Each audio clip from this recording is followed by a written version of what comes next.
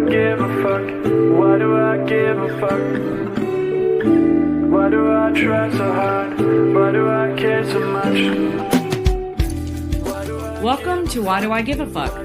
A cross-cultural conversation between myself, Diane Tate, and Johanna Thompson. In these times of great struggle and possible shift, we ask ourselves, why do we give a fuck about any of it? How does the lens we see the world through impact what we see? And what do we do about it? Hi there. Oh, hi. How are you? I'm good. Some more conversation about going down south. So about that. I'm excited about it. Again, I know I've said it multiple times, but I've done Southern tours before in my life, and there is this wonderful cultural difference. Now, I live in Florida, so if you're actually looking at a map of the United States, you'll see that Florida is the South. It is the Southeast, and that it dips all the way down into the Caribbean waters, or well, the Atlantic, but like it's pointing towards the Caribbean waters. But when I'm on U.S. territory, I'm in Miami. And so in Miami, we call it also kind of North Cuba. It's a little bit different than what we kind of would typically attribute to what Southern culture is. The other day, you said that you lived, where did you live in Florida? St. Augustine. So upper East Coast. Yeah, which is very, very close to Georgia, right? Because Jacksonville's just above St. Aug, and then you got so yeah, it's more Georgia than it is Florida. And that's what I was trying to explain when we're looking at the map of the United States and we're looking at what the southern states are inclusive of. So Florida is the southernmost state on the map. And then you have the ones that are right above it. You have the Carolinas, North and South Carolina. You have Georgia. You have Tennessee. You have Louisiana. Alabama, Mississippi. Thank you for me. So those are, when we're talking about the South, we're talking about United States and a particular culture.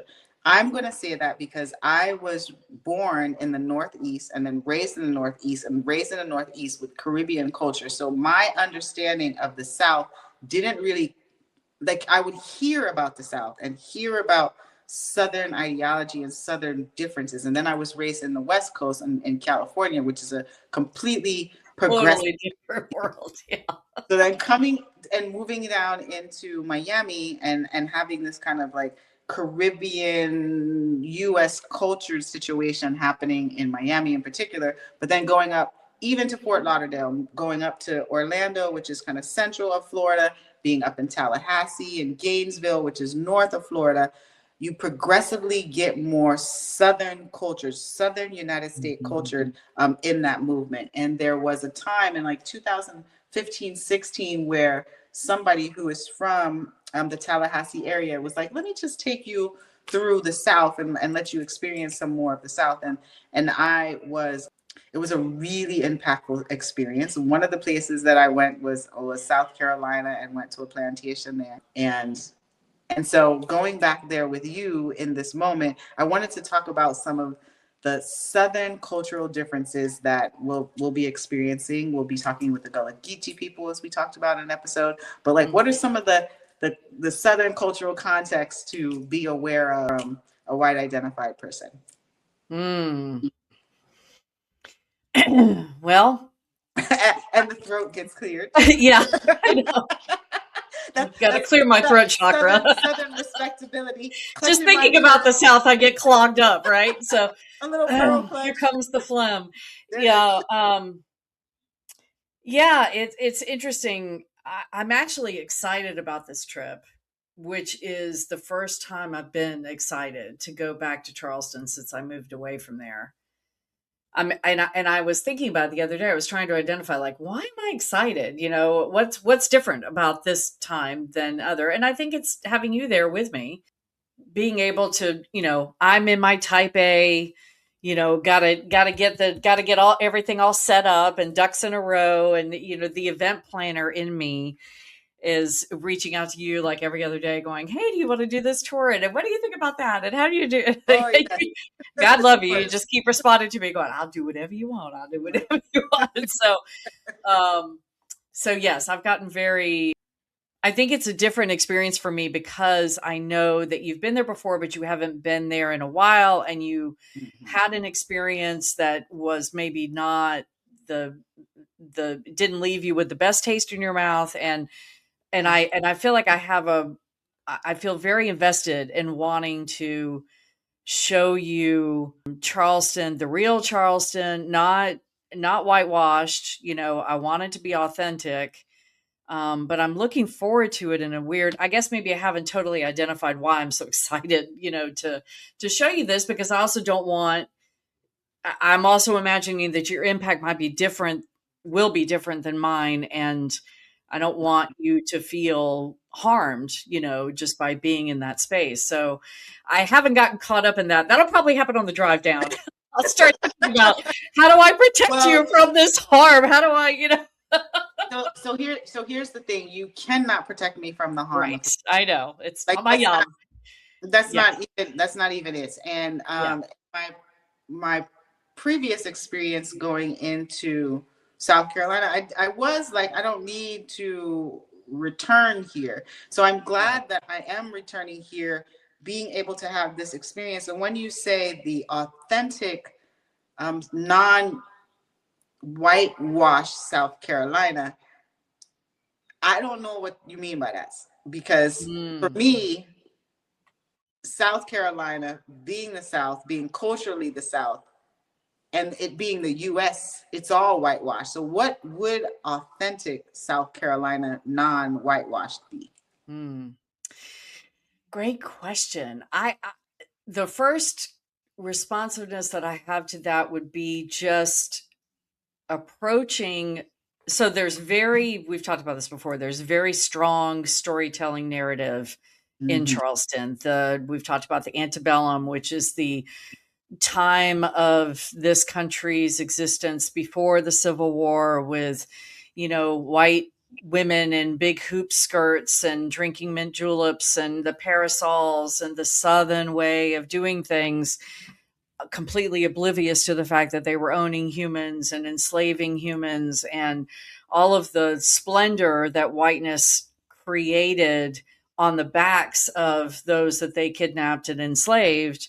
That's the whitewash version, and in 2026, 250 years later from the inception of our Constitution in this country that we're about to celebrate, I'm using air quotes for those that are not watching, doesn't take into account anything but the whitewashed version. To me, flag waving, patriotic,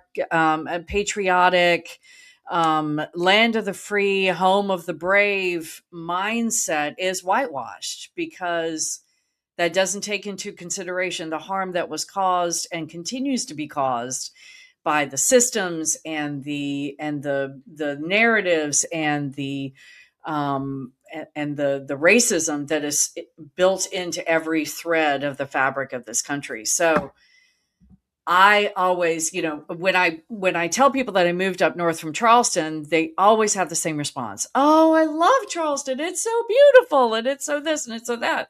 And I respond to them and say, yes, they've got a very good publicist. It's a wonderful place to visit if you look like me. It is not a good place to live, no matter what you look like. It's better for people to look like me than it is for people to look like you. But anybody that lives there, it's all touristy, everything is geared towards tourism. So living there is not that great for anybody, really. But so I don't know if that answered your question, but that's kind of how I perceive the difference between the whitewashed version and the real Charleston, which is 40%, of enslaved, of kidnapped humans came through that port, and the plantations that are still there, where they herald the stories, but they don't even identify the fact that, there's one plantation that I know of in Charleston called McLeod Plantation, and they talk about the big house as it is open, but they don't do any tours in it. They say, if you want to go in it, have at it, but that's not what we're going to talk about. They talk about the enslaved. They call it a forced labor camp. They don't call it a plantation. It's still It still says plantation on the sign, but the interpreters, the tour guides, call it a forced labor camp because that's what it is, And so to me, that's a difference between the whitewashed and the real I see. Okay. is the So story. not glorifying the story Right. and talking about like all of the kind of wonderful, quaint, demure things that we think about in Right. nostalgia of, the antebellum South, and Right. more like the truth of what people were experiencing during that period in time. And Yes.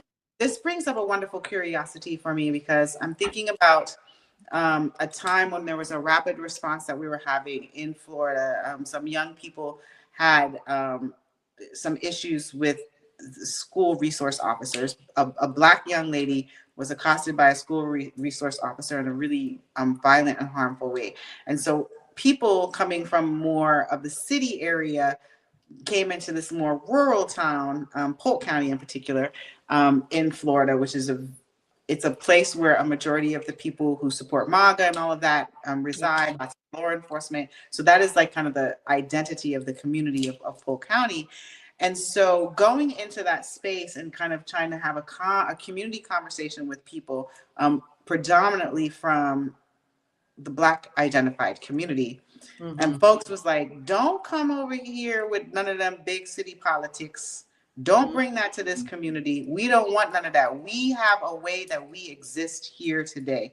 And we have a relationship with people who are white identified here. And we don't want none of that to be messed up. We tell our kids when they go to school to listen so that we don't have to worry about anything happening to them. And so if they don't, so that it was a really different cultural ideology and understanding of like not interfering with the way that the community exists. And I'm curious about that in South Carolina, because when I was there, I was asking to hear more authentic Black stories. And other than the Gullah Geechee, that wasn't offered to me. Like I didn't, I mean, at the time, the African American History Museum wasn't open yet. Yeah.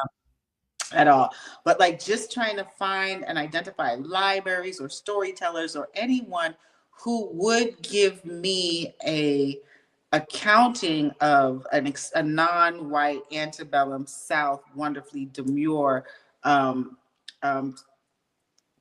story, that did not happen from white identified people or Black identified people. So it's a very interesting, and to your point, it's a very touristy thing, and the narrative is always going to be one of attracting people, like one of the tours being available that you offered to me as we're going on this trip, and you were offering me the choice of like, what would I be interested in seeing? And there was one that was like an auction block tour, and that was the one that I was like, there's no way in hell I would not even be able to sit in a space of recounting or even talking about the selling of humans. But that is one of the things that is offered as an opportunity for you to be able to experience if you're going into the Southern culture. And some people might see the benefit of having that experience. That would be just a little too difficult for me to hold on to. But right. So it's like some of those little idiosyncrasies about Southern culture that I'm curious about, and that we could talk about. Yeah. Well, and to give people context, I certainly, there's the Gullah Geechee tour that we're going on. They offer 4 different tours. One of them's at night, and one of them is the daytime that we're taking.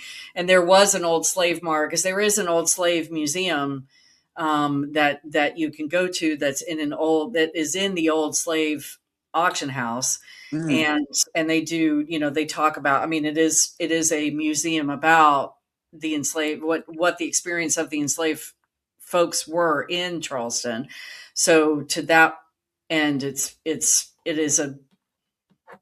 they do a beautiful job of telling the story. It's like, and some folks would say, why do you even want to tell that story? And why would you even call that beautiful? But in Charleston, they have to be intentional about telling that story. Otherwise, it will not exist, to your point. And so there are storytellers. That's why this Gullah Geechee tour company exists, because if you take one, like, for example, Charleston is known for its horse-drawn carriage tours. You can get on the carriage and they draw a lottery. So it depends on what part of the city you go through, and and the tour guides are not required to have any kind of training. Half the time they make all the shit up that they talk about. And Oh. but I remember one time I was I would think it was before I moved from Charleston, and I remember being, you never see anybody that's non-white on these tours.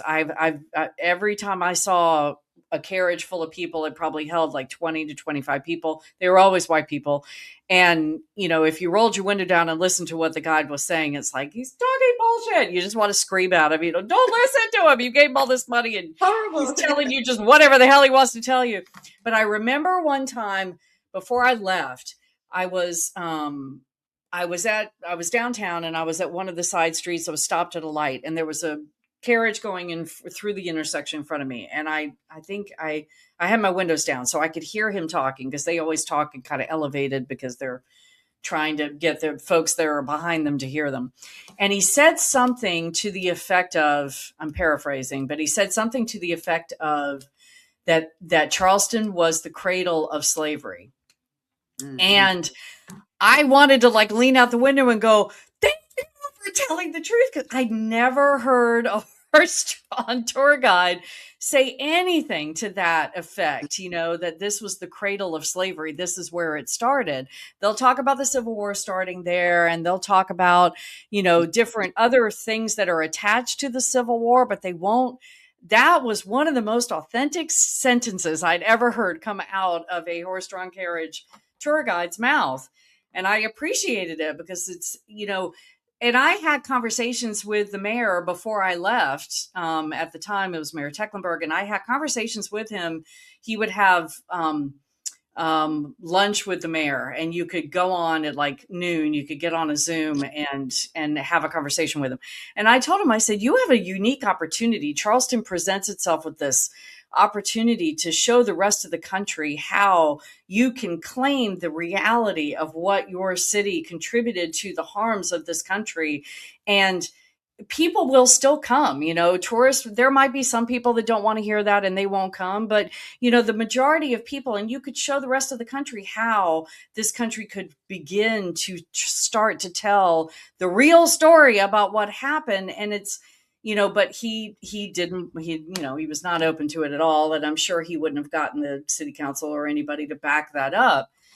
I was actually in Charleston, I was part of an organization or a group that spearheaded an official apology that the Charleston City Council voted on and read out loud. And it was, months and months and months of negotiating language and what are you going to apologize for and all of this stuff. And I remember being at the city council meeting the night that it got voted on, and they had done everything they could to block the vote, bitching about this, fussing about that. No, the language has to be changed here. And usually these city council meetings, they start at like 6 p.m., 5 p.m., and they usually go a couple of hours and then they're done. It did not get voted on. They fussed and talked and filibustered and did everything they could. They didn't vote on that apology until 10:30 at night. We had all been sitting there for 5 hours waiting for them to vote on this friggin' apology that they had spent well over a year developing, fussing about the languaging. And they still wanted to fuss about the language because the idea of them apologizing for something was beyond, any white person's imagination in that space. Mm-hmm. And so that's the struggle. And I don't know that Charleston is unique.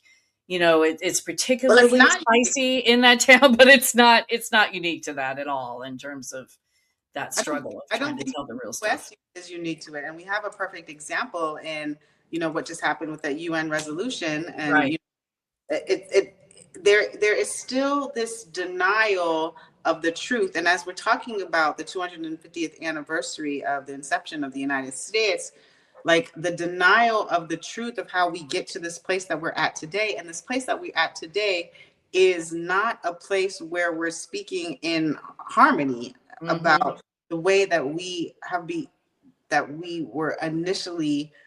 Well, initially we weren't that we're not the white supremacist society that was initially envisioned in the Constitution of the United States. And I say that because we know that nobody else, as the U.S. Constitution was being erected, was in consideration other than white males at that time. So, so it's an interesting thing that we are at this place 250 years later, where white males are saying, please also make sure that you are having us in consideration. In the way that because we're so because nobody's listening to us anymore. Yeah, well, we're so marginalized. That's the word they're adopting, that they're marginalized. Yeah. And they are. I hear that argument of the targeting. I don't know about marginalization, but I do hear the argument of the targeting. If you're thinking about the context with which they are understanding that they come into position in the United States, right? So they're not having that positioning. And so it's like, okay, we want to return to 250 years later, what was envisioned for us in our positioning. And we want to maintain that positioning because we're not living and existing in that way, because other people also there's a migration of a lot of other people, but then other people are also saying that we should be afforded the same human dignity and position, and people trying to figure out how to share power. And that's a very, very hard thing to do. But one of the reasons why it's important to be going into the South when we talk about sharing power, because the economics that creates the power structures comes out of the South in the United States.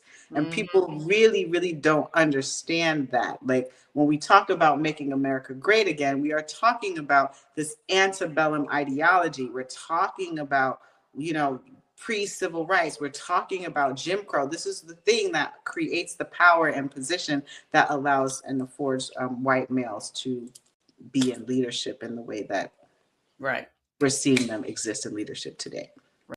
Going to Charleston with you, I am excited to do so. I'm excited to show you around and introduce you to people that I know and that I love, and break bread together and be in community with folks that I think, it will be a really, I'll be curious to hear your take on your, not necessarily comparison, but just your experience of your time there this time versus, and maybe it'll be the same, maybe it'll be just as difficult. I don't know, but yes, I'm all of my type A personality traits are coming out and planning this trip for the tour. Well, I don't remember where we ate. Like I have some hits, but I know that the food is good there.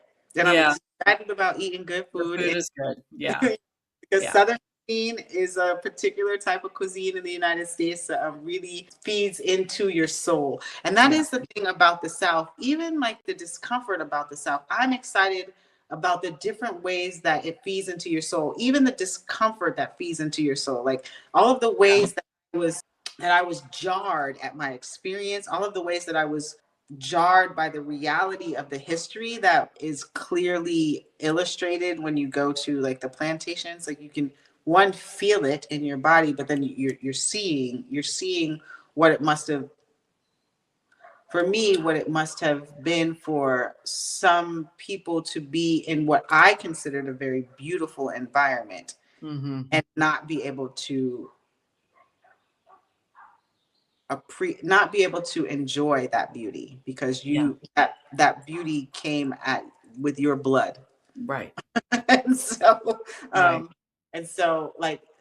that kind of internal struggle about being in the South, but then just the cultural ways of being, the demureness, the clutching your pearls, the I'm going to be sweet to you at the same time I really have no care or consideration for you, but my Southern, stab you in the back as soon as you turn around. Bless your heart. Yes, yes, yes. Bless your heart and all of that kind of stuff. It is the key. It is the originator of bless your heart. And it's a particular type of fuckery that's that that is the United States.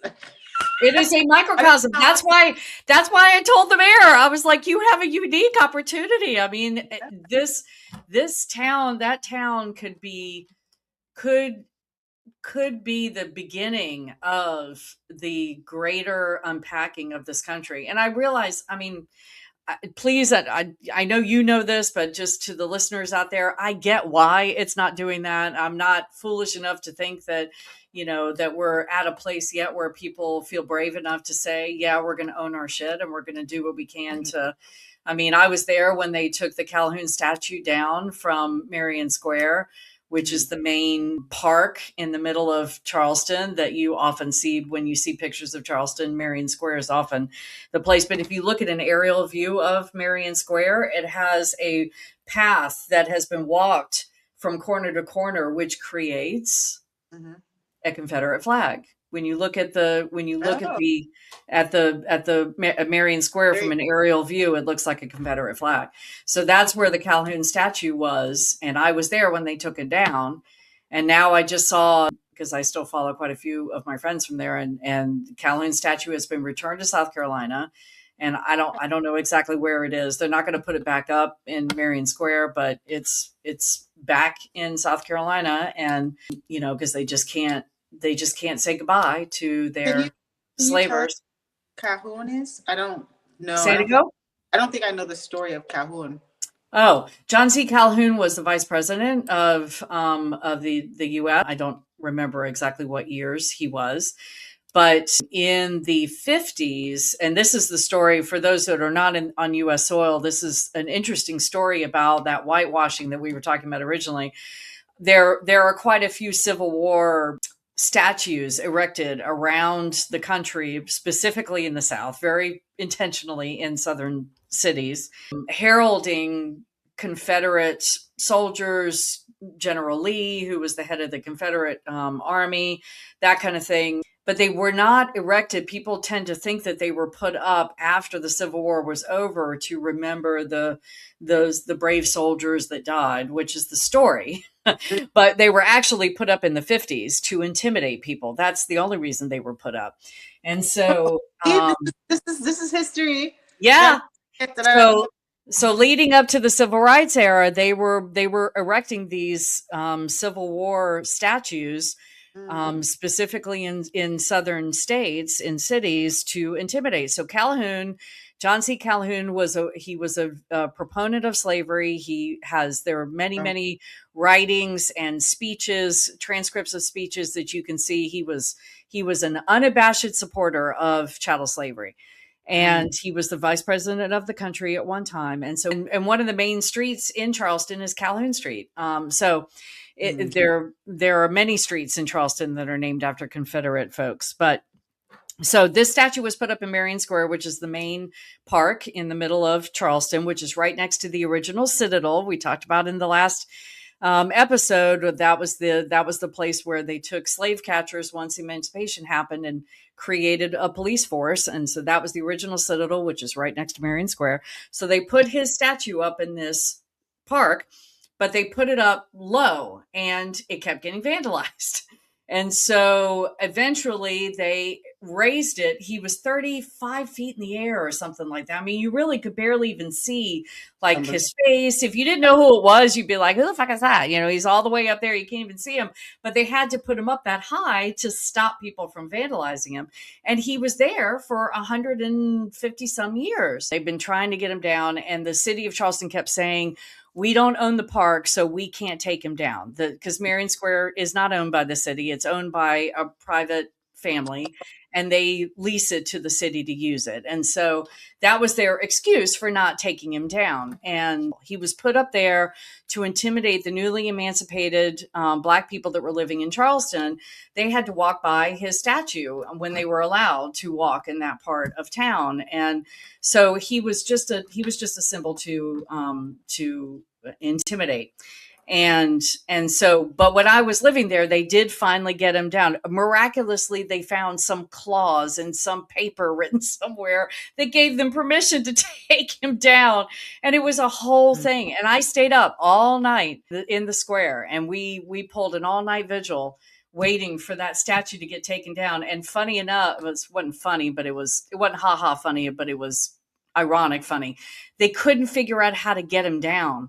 They were up there with welders and saws and the things to try to get him down. He was the way they had mounted him up there, he was so ensconced in the pillar structure that it took them over 24 hours to cut him down, because he was up there. And I remember all night thinking that they were going to figure out a reason not to take him down, that they were going to say that it was just too difficult and we can't figure out how to get him down, so he's going to have to stay up there. But they did finally get him down the next day. So as you're saying this, I'm like kind of extrapolating to like the larger context of like, having this symbol of this message that repeats that a certain demographic of the population, Black people in particular, that you will always be considered slave, right? And I didn't know Calhoun until you just, let me know what the story was behind him writing and being in so support of chattel slavery.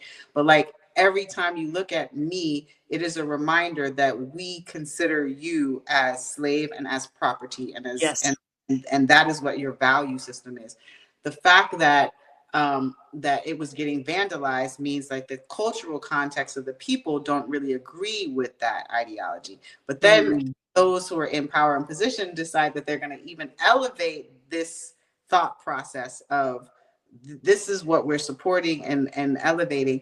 And then it's so deeply ingrained in the space that it takes all kinds of tools and time to try to remove it out of. And this is literally what this administration... Metaphors abound. They're all over the place. All over the place. So like us going into the South, there's so much significance to what we are experiencing at the time, to kind of go and do this honest analysis about what it is that people are celebrating at 250 years in the inception of the United States, because it has direct impact today on the different metaphors that are all over the place that are telling about our history and what we need to be thinking about so that our future can look different. Yes. Well, we can't, I know Dr. Phil is a horribly problematic person, but he did say one thing that I will never forget. Oprah, Dr. Phil? Yeah, Oprah, yeah. Dr. And I know he's horribly problematic. He's a super Zio, and there's just all kinds of things that I don't like about him.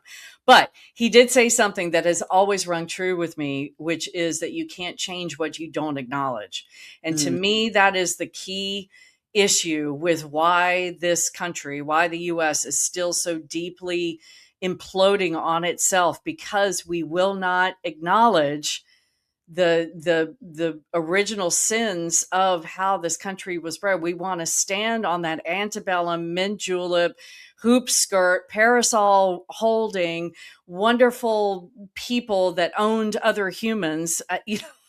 That's the narrative. It's all connected. So that's why Charleston, to me, could be so pivotal in shifting that narrative if they just had the frigging courage to stand in the truth of that city and say, you know what, you're right. And they do little things like the International African American Museum, which you and I are going to go visit, is on Gadsden's Wharf, which is where the ships came into port. That's where all of those enslaved humans were brought off. And that's where they were housed. There were warehouses down there that they were kept in until it was decided, how they were going to go. So that museum is built on that land, and they reclaimed that space to tell, the true story. And I can't wait to go through it because I haven't been in it yet. It opened after I left. And so they do these little whispers. They do these little things like taking the Calhoun statue down. It's like, oh, okay, we've solved something. No, you haven't solved a damn thing. You just took a statue down that should have been never put up, right? So no, you didn't fix it. You want that type of messaging to be going across. It served its purpose. Say it one more time, because you got pixelated there for a second. Oh, I was saying, put up if you want that type of messaging to come across. It served its purpose. Oh yeah. Oh yeah. Oh yeah. It puts people back to sleep. It puts, okay, now we have the International African American Museum. So we're not racist anymore. I mean, that's what whiteness wants. We want this magical thing to happen that we're not racist anymore. And we are always going to be racist because we were raised in the soup, and the soup has never gotten cleansed. And so it's like, until the soup gets cleansed, we're just going to keep raising more racist children that look like me, because that's the indoctrination and the programming that we were born into. And Charleston just plays a very specific role in that, at least for me. So, yeah. Well, I'm curious to have the experience, and I'm excited about the choices that you've made to show me. I'm curious as to what those choices are, and then what my reflection in those spaces are going to be like. I always really lots of fun, and I think we're going to have some interesting conversations after it. We always have interesting conversations. Oh, that's true, but we'll have a particular extra set of topics to unpack, because I know things are going to be brought up. They're going to be brought up. So oh yeah, and I mean, and I'm saying out loud to hold myself accountable that I will spend all the 14 hours driving down probably tracking my brain and letting go of this compulsion to protect you from any harm that I might do, and any harm that might be done by, I mean, it's scary for me to walk those streets with you and to run the risk of having some stupid shit come out of my mouth. I'm really nervous about that. So. I could walk around with like a little church fan that's like that says harm on it, and just be like, harm. I mean, if you feel like you need to do that, especially for me, I'm down with it, because I'm terrified of that. I find it fascinating, and and I'm curious. This is a conversation for white people who are going out there. Is this that like do you walk into spaces? I'm curious if people walk into spaces thinking about I'm creating harm. I don't feel like you, Diane, my friend and colleague, are intentional about creating harm. And I, as a Black identified woman out here, y'all hear that out there listening? As a Black identified woman, the history is hurtful and painful, but I also recognize that in my presence, I am existing in going to Charleston at a much better time than the pain of the history, right? And so I get to be in the celebration and the joy of the evolution from there, and the misfortune that we are under an administration that would want to roll all of that progress back. Right. So we really can just go there with like a curiosity of like, I want to hear how you feel about this and how you feel about this, and not so much about harm and pain. Honestly, I was joking about the little flag situation, and I'm good about saying ouch, or I'm good about saying this is how I experience this. Well, it occurred to me yesterday. I was thinking about it, and I thought, you and I have only been in person with each other twice now. Mm-hmm.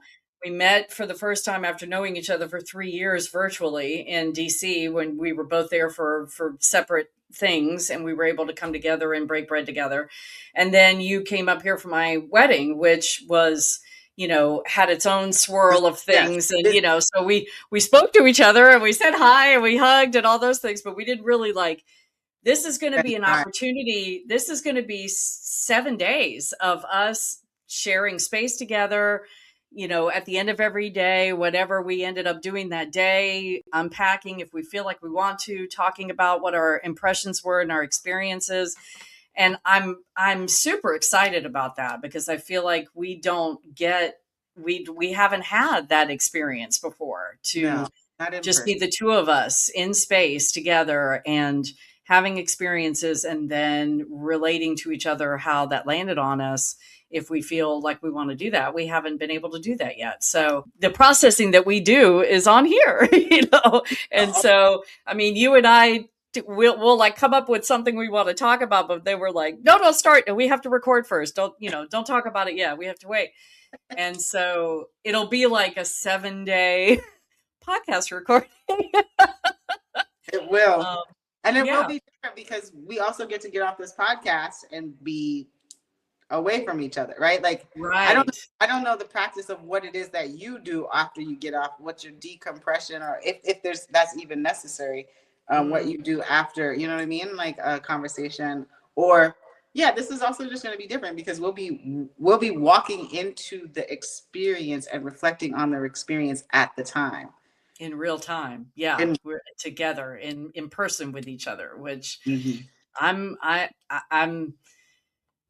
do I worry about harm all the time? Yeah, I do. And but I want to get better about that because I feel like I'm trying to find that middle ground. I feel like the pendulum swings and I get hypervigilant about it. And I want to find that middle ground where I can just be in space with someone and not be worried that if harm happens, it's not going to be the end of the world. And I know that you will say, ouch, and we will talk about it because I trust that you know how to do that.